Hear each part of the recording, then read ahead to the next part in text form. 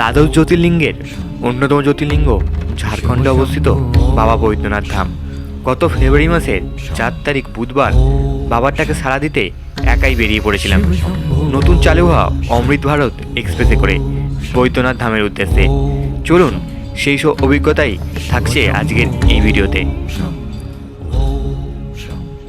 নমস্কার বন্ধুরা, একটি নতুন ব্লগে তোমাদের সকলকে অনেক অনেক স্বাগত। আশা করি তোমরা সবাই খুব ভালো আছো, সুস্থ আছো। তো আজ আমি বেরিয়ে পড়লাম আবারও এক নতুন গন্তব্যের উদ্দেশ্যে। আজ আমি যাচ্ছি 12 জ্যোতির্লিঙ্গের অন্যতম জ্যোতির্লিঙ্গ বাবা ধামের উদ্দেশ্যে, অর্থাৎ ঝাড়খণ্ডের বৈদ্যনাথ ধামের উদ্দেশ্যে। তো সন্ধ্যে 7:30-এ আমার ট্রেন আছে শিয়ালদা স্টেশন থেকে। ট্রেনে করে প্রথমে যাবো হচ্ছে জেসিডি, তারপর ওখান থেকে বাবা ধামের উদ্দেশ্যে। আর এবারেও কিন্তু আমি একাই জার্নি করছি। তো তোমার সঙ্গে একদম দেখা হবে শিয়ালদা স্টেশনে গিয়ে। চলো আপাতত হারার মহাদেব বলে আজকের জার্নিটা শুরু করি। তো ঘড়ির কাঁটা বাজে 7:11। এই যে আমাদের ট্রেন দিয়ে দিয়েছে অমৃত ভারত 22587। আমি এসে গেছি এখন শিয়ালদা স্টেশনে। আজ আমি শিয়ালদা থেকে জার্নি করবো 22587 শিয়ালদা অমৃত ভারত এক্সপ্রেসে করে জেসিডি বৈদ্যনাথ ধামের উদ্দেশ্যে। এই ট্রেনে করে তোমরা ভারতবর্ষের দুটো জ্যোতির্লিঙ্গ দর্শন করতে পারবে। এক হচ্ছে কাশী বিশ্বনাথ মন্দির, আর একটা হচ্ছে জেসিডির মানে বাবা বৈদ্যনাথ ধাম। আজ আমি যাচ্ছি বাবা বৈদ্যনাথ ধামের উদ্দেশ্যে।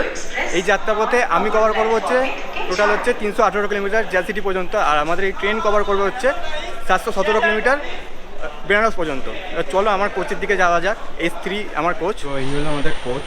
এদিকে তিনটে, এদিকে তিনটে, পরিষ্কার পরিচ্ছন্ন।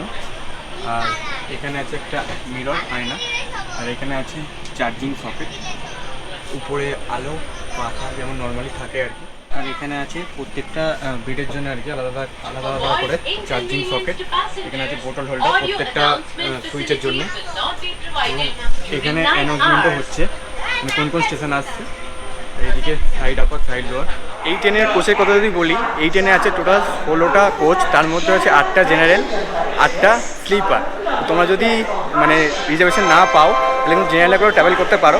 জেনারেল মোটামুটি খালি আছে। আর আমি তো আজকে রিজার্ভেশন করেছি, কারণ যেহেতু আমার একা জার্নি করছি জেসিডি পর্যন্ত, তো আমার ওখানে ডরমেটরি রিটার্নিং রুম বুক করা আছে, তো তার জন্য আমি রিজার্ভেশন করেছি। তো এই ট্রেনের ভাড়ার কথা যদি বলি, এই ট্রেনে শিয়ালদা থেকে বেনারসের ভাড়া হচ্ছে 515 টাকা প্লাস জিএসটি। আর তোমরা যদি জেনারেলে ট্রাভেল করো মোটামুটি 265 টাকার মতো পড়ে। আর আমি তো জেসিডি পর্যন্ত জার্নি করবো, তোমাদের যেটা আগেই বললাম আমি। আর জেসিডি পর্যন্ত আমার রিজার্ভেশনে ভাড়া পড়েছে হচ্ছে 292 টাকা। আর যদি আমরা জেনারেলে যেতাম আর কি, তাহলে ভাড়া পড়তো ওই 140 টাকার মতো। ঠিক আছে, অনেক কম খরচে তোমরা কিন্তু অনেক পৌঁছে যাবে, একদম পরিষ্কার পরিচ্ছন্ন। আর এখানে দেখো ফায়ার এক্সটিংগুইশারও দিয়েছে এখানে, এই যে ড্রাইভারের সাথে কথা বলার জন্য। আর এখানে সিসিটিভি ক্যামেরাও আছে। এটা হচ্ছে S3 কোচ, বেশ পরিষ্কার পরিচ্ছন্ন। এদিকে দেখো বাথরুম, একদম বেসিন, যেহেতু নতুন হয়েছে এখানে ডাস্টবিন। তো আমাদের কাজ হচ্ছে একটাই, ট্রেনটাকে পরিষ্কার পরিচ্ছন্ন রাখা। তো ঘড়িতে বাজে এখন 7:31। 1 মিনিট লেটে আমাদের অমৃত ভারত 22587 ছেড়ে দিল শিয়ালদা স্টেশনের 14 নম্বর প্ল্যাটফর্ম থেকে।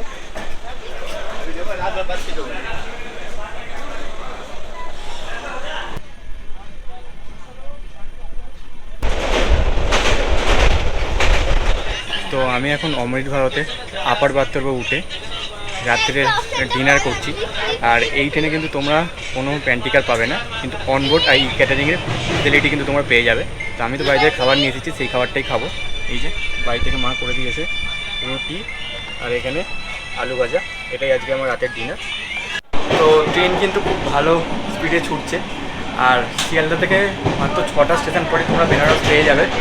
প্রথম স্টেশন পরে হচ্ছে দুর্গাপুর, তারপর হচ্ছে আসানসোল, তারপর মধুপুর, তারপর হচ্ছে জেসিডি, তারপর পাটনা একদম রাত্রিবেলা ঢুকবে, তারপর হবে হচ্ছে দীনদয়াল উপাধ্যায়, তারপরে হচ্ছে বেনারস। একদম সহজে তোমরা পৌঁছে যেতে পারবে। আমি তো জেসিডিতেই নেমে যাবো, ওই 11টার দিক করে জেসিডি পৌঁছাবে। আর ট্রেন কিন্তু খুব ভালো স্পিডে ছুটছে। চলো, জার্নি শুধু দারুণ হচ্ছে। আর যেহেতু রাত্রিবেলা, তাই তো বাইরের দৃশ্য কিছু দেখানোর নেই। তোমার সঙ্গে দেখা হবে একদম জেসিডি। ঘড়ির কাঁটার বাজে 11:36। আমরা প্রবেশ করছি এখন জেসিডি স্টেশনে। এই যে 2 নম্বর প্ল্যাটফর্মে দিয়েছে।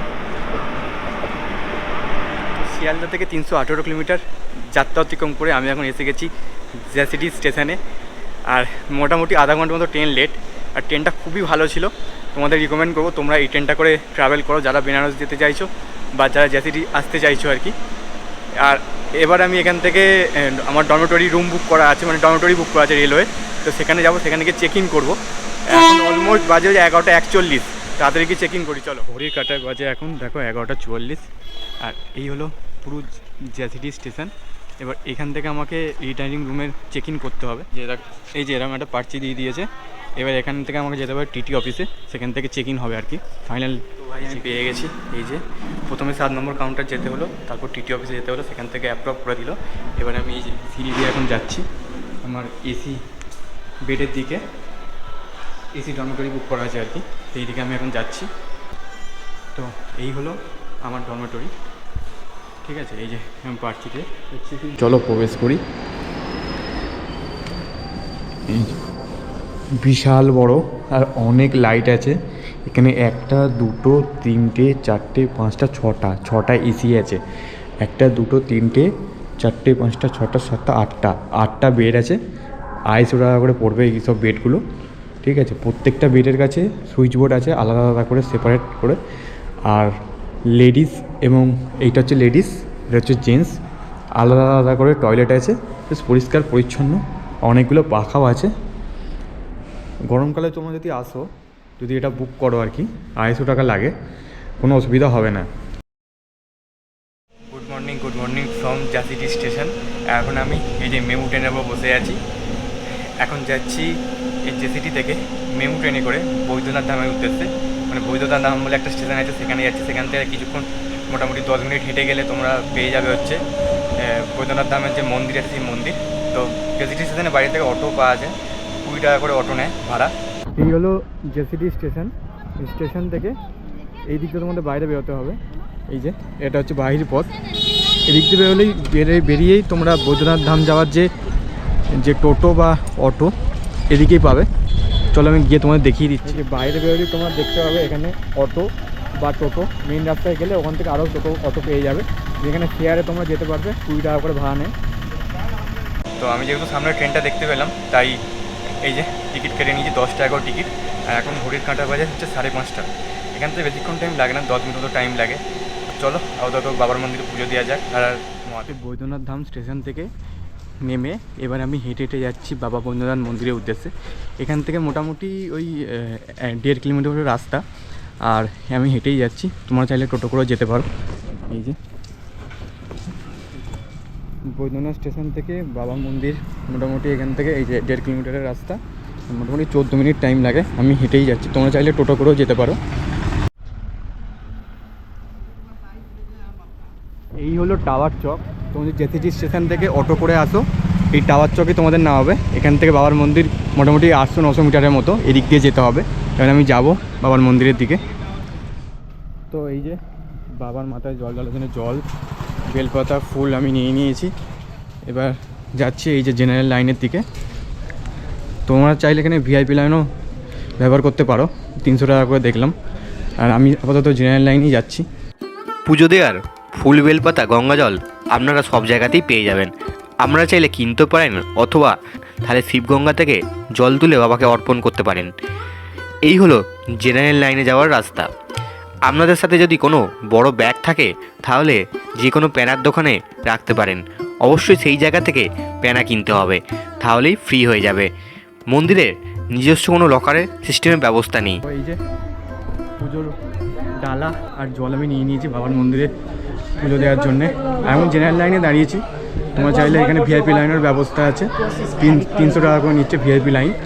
আর সেই লাইনে দাঁড়িয়ে তোমরা পুজো দিতে পারো। আমি যত জেনারেল লাইনে শুনলাম এখানে 2 ঘন্টার মতো টাইম লাগবে। এবার দেখা যাক কখন বাবার দর্শন হয় আর কি। এই যে এখন আমি যাচ্ছি বাবার মাথায় জল ঢালা, বাবার মাথায় জল ঢালতে।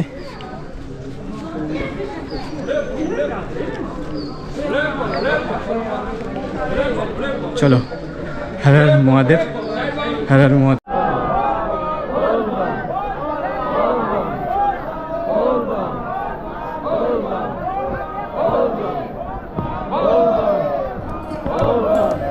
জেনারেল লাইনে ভিড়কে কন্ট্রোল করার জন্য এই রকম স্টিলের রেলিং দিয়ে ঘেরা আছে।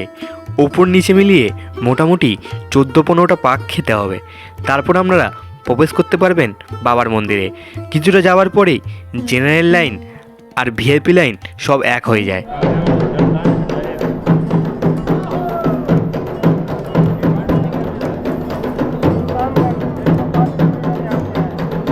বৈদ্যনাথ ধাম হলো 12 জ্যোতির্লিঙ্গের 9 নম্বর জ্যোতির্লিঙ্গ মন্দির। এই মন্দিরটি ঝাড়খণ্ডের দেওঘরে অবস্থিত। হিন্দু বিশ্বাস অনুসারে রাবণ হলো শিবের পরম ভক্তের মধ্যে একজন।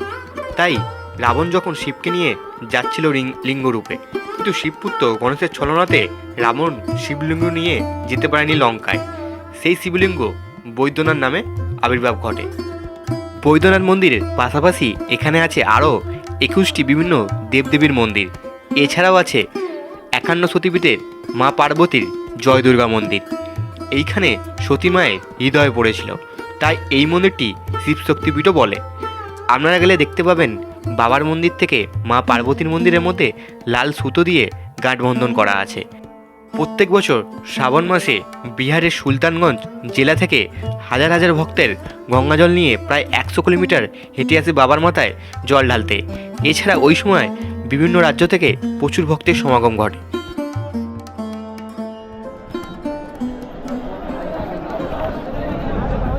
এই হলো বাবার মন্দির আর এই হলো মা পার্বতীর মন্দির। দেখো গাঁটবন্ধন করা আছে। তো অবশেষে বাবার দর্শন হলো। মোটামুটি 5 ঘন্টার মতো লাইন দিতে হয়েছে, 5 নয় 4 ঘন্টার মতো লাইন দিতে হয়েছে। এই যে এখন আমি বাবার মন্দিরের যে প্রাঙ্গণ আছে সেখানে এখন দাঁড়িয়ে আছি। আর তোমরা দুরকমভাবে দিতে পারো, general line plus VIP line. VIP line 300 টাকা করে নেয়, আর জেনারেল লাইনে মোটামুটি 4-5 ঘন্টা টাইম লাগে। খুব ভালোভাবে দর্শন করলাম, কিন্তু ভিতরে প্রচুর ঠেলাঠেলি হচ্ছে, এটাই হচ্ছে কথা।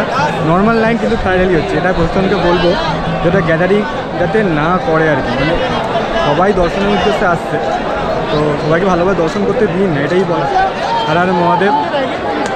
এবার আমি এখান থেকে বাইরে যাব, বাইরে বেরিয়ে কিছু খাওয়া দাওয়া করবো, কারণ একদম সকালবেলা বেরিয়েছিলাম এই 5টার দিক। বৈদ্যনাথ মন্দিরে পাশেই আছে পবিত্র এই শিবগঙ্গা ঘাট। মানা হয় দর্শনের আগে এখানে স্নান করলে পবিত্রতা আসে। বহু ভক্ত শিবগঙ্গা ঘাটে স্নান করে জল তুলে বাবাকে অর্পণ করে। বাবার মন্দিরে এলে দেওঘরে বিখ্যাত পেঁড়া কিনতে ভুলবেন না। এখানকার পেঁড়া সত্যি খুব ভালো খেতে। আমি কিনেছিলাম এই দোকান থেকে। এখানে পেঁড়ার দাম নিয়েছিল 360 টাকা পার কেজি, কিন্তু পেঁড়াগুলো সত্যি খুব ভালো খেতে ছিল। তো ফাইনালি পুজো দেওয়া কমপ্লিট। এবার আমি যাচ্ছি টাওয়ার চকের দিকে, আর গিয়ে ওখানে প্রথমে ব্রেকফাস্ট করব। ব্রেকফাস্ট নয়, ব্রাঞ্চ করব। ব্রেকফাস্ট প্লাস লাঞ্চ দুটোই করব। করে এবার দেখা যাক দেওঘরকে কেন্দ্র করে যে সাইট সিনগুলো আছে ওগুলো পারলে এক্সপ্লোর করব। আজ দুপুরের লাঞ্চ বা ব্রাঞ্চ বলতে পারো, ব্রেকফাস্ট আর লাঞ্চ একসাথে করছি। এই যে শ্রী গণেশ ভোজনালয়, এখান থেকে। আর আমি অর্ডার করেছি হচ্ছে মারওয়াড়ি থালি, ঠিক আছে। 80 টাকা দাম নিয়েছে। এই হচ্ছে থালিতে ভাত, রুটি, আলু ভাজা, এখানে একটা সবজি নয় মটর কড়াই দিয়ে তরকারি, হ্যাঁ সবজি, আর এখানে আচার। এই থালিটার দাম নিয়েছে আমার 80 টাকা। চল এবার খিদে পেয়েছে, প্রচুর খাওয়া যাক। দেওঘরকে কেন্দ্র করে অনেকগুলো সাইট সিন আছে, তোমরা চাইলে সেগুলো করতে পারো। যেমন আছে নন্দন পাহাড়, তপবন, টিকুট পাহাড়, নৌলাখা মন্দির। তো আমি তো এবারে করলাম না, পরের বারে এসে করবো। মোটামুটি বুকিং করে তোমাদের সারাদিন টাইম লাগে, 1.5 থেকে 2,000 টাকা লাগে। এর বার্গেনিং কিন্তু অবশ্যই করে নেবে। আর তোমরা চাইলে বিকালের দিক করে, মানে পুজো দিয়ে, বাবার কাছে পুজো দিয়ে একটু রেস্ট নিয়ে বিকালের দিক করে এইসব সাইট সিনগুলো করতে পারো। বন্ধুরা, আজকের এই ভিডিওটা বৈদ্যনাথ ধাম স্টেশন থেকে শেষ করছি। এই ভিডিও সংক্রান্ত কোনো প্রশ্ন থাকলে নিচে কমেন্ট করে জানাবে। ভালো লাগে থাকলে অবশ্যই লাইক, শেয়ার, সাবস্ক্রাইব করে পাশে থাকা বেল আইকনটিকে প্রেস করে অল অপশানে ক্লিক করে রাখবে। দেখা হচ্ছে খুব তাড়াতাড়ি পরবর্তী ভিডিওতে। সবাই ভালো থাকবে, সুস্থ থাকবে। হর হর মহাদেব।